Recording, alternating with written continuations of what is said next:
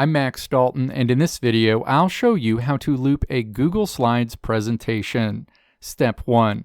Open the Google Slides presentation that you want to loop and then click Slideshow at the top of the screen. Slideshow mode for your presentation opens. Step 2. Move your cursor to the lower left corner of this screen to bring up a menu and then click the vertical ellipses in this menu. Step 3. Click to expand the autoplay menu. Choose how much time you want to pass before it advances to the next slide and then click to place a checkmark next to loop. Step 4. Click play. Your Google Slides presentation will play on a loop. Let me know if this video helped you out in the comments below. If you liked what you saw here, click the video links on the right side of the screen to check out another video.